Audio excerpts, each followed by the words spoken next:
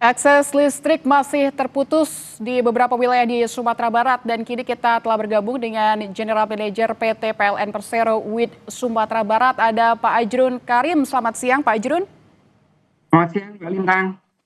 Ya, Pak Ajrun, hingga saat ini kita ketahui listrik ini menjadi hal yang sangat krusial, yang sangat penting untuk didapatkan oleh warga terdampak banjir dan longsor di Sumatera. Saudara-saudara kita membutuhkan akses komunikasi untuk mengabarkan keluarga, begitu untuk meminta bantuan. Bagaimana peran PLN, Pak, untuk dapat memasok aliran listrik ke wilayah korban terdampak, Pak Ajrun?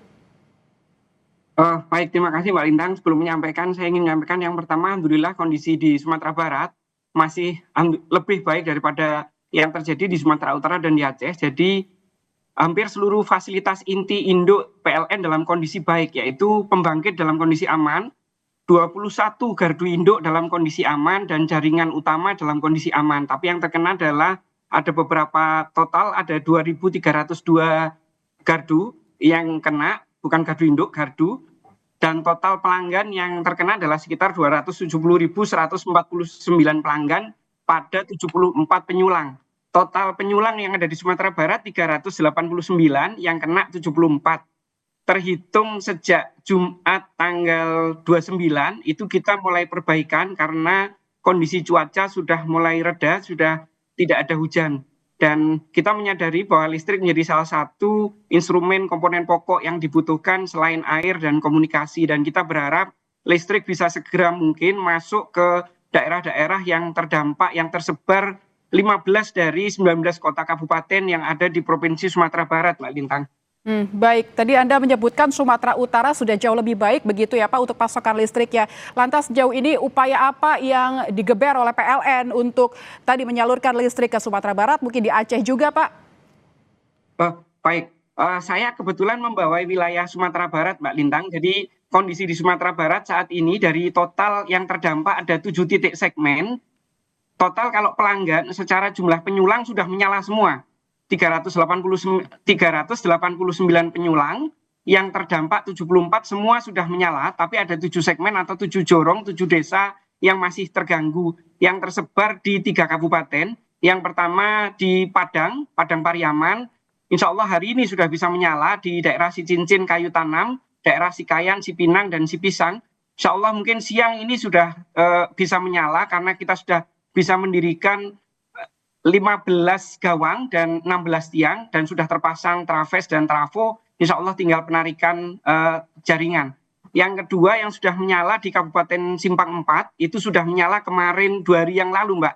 Kalau sekarang hari Jumat sudah menyala hari Rabu sore, alhamdulillah. Dan yang sudah menyala lagi di daerah Agam ini ada total ada 7 yang sudah menyala, ada per hari ini ada 5, yaitu pertama di Jorong Pantah itu di Kabupaten Agam sudah menyala, di Jorong Malala sudah menyala, di Balingka sudah menyala, 3, 4 di Simpang 4 tadi sudah menyala, sama di Kecamatan Maninjau di Kelok 22 itu sudah menyala. Menyisakan 2 yang kita berharap sesuai dengan arahan Bapak Menteri SDM kemarin kunjungan ke Palambayan, diharapkan bisa menyala hari Jumat ini, yaitu 1 di Palambayan di Kabupaten Agam yang merupakan titik terparah, dan 1 lagi di Desa Anduriang, Sicincin, Kayu Tanam, Kabupaten Pariaman.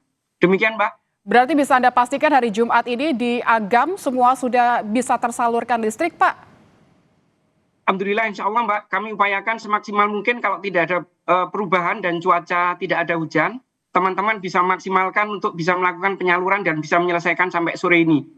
Dapat kita sampaikan juga, selama listrik belum ada, di pos pengungsi, di tenda, di sekolah, di masjid, kita menyediakan genset dan lampu emergensi, Mbak, sebagai upaya mitigasi karena tidak teraksesnya listrik secara wilayah secara jaringan dari PLN. Baik, Pak Ajrun, tadi Anda memastikan hari Jumat ini hingga nanti sore akan diupayakan listrik bisa kembali menyala semua. Tapi apakah ini bisa berlangsung selama 24 jam atau mungkin ada keterbatasan waktu aliran listrik ini bisa menyala, Pak? 24 jam, Mbak. Alhamdulillah kalau di wilayah daratan di Sumatera Barat kami bisa melayani 24 jam. Jadi kebutuhan suplai kami juga aman pada beban puncak sekitar 598, kita bisa menyediakan sekitar 620, jadi posisi aman kebutuhan daya listrik yang ada di seluruh wilayah Provinsi Sumatera Barat, Mbak Lintang. Mhm. Berapa tiang listrik yang sudah kembali terbangun, Pak? Apakah ini mengoptimalkan kemarin yang sudah ada begitu atau ini berupa pembangunan baru dan targetnya seperti apa nih untuk tiang listrik sehingga bisa memasok listrik ke wilayah-wilayah di Sumatera Barat khususnya? Jadi dari 7 daerah yang terpapar yang agak parah, tiang yang rusak itu 195, Mbak, yang rusak. Jadi yang patah, hilang, tersapu banjir, atau pokoknya nggak bisa dipakai lagi. Itu 195. Sedangkan tiang yang terdampak pada daerah-daerah yang terdampak itu jumlah totalnya 574. Sebagian masih bisa dalam posisi bisa digunakan, tapi yang rusak 195 kita lakukan penggantian. Dan alhamdulillah kondisi ketersediaan cadangan material kita di Provinsi Sumatera Barat aman, Mbak, tinggal pasang, tidak ada kendala, semua tersedia. Baik, Pak Ajrun, tapi ini kan sudah di hari ke-10 ya Pak, terkait apa ya, ini lambannya bagaimana listrik ini bisa masuk ke wilayah-wilayah, apa Pak kendalanya sebetulnya yang terjadi di lapangan sehingga masyarakat ini sulit mendapatkan listrik hingga harus menunggu hingga hari Jumat ini? Baik, terima kasih Mbak. Salah satu hambatan yang di lapangan adalah terputusnya akses jalan. Jadi yang pertama kan ada longsoran dari atas, jalan yang longsor maupun daerah-daerah yang memang berpotensi belum memungkinkan kita lakukan penyambungan karena pertimbangan keselamatan pada konsumen kita, Mbak.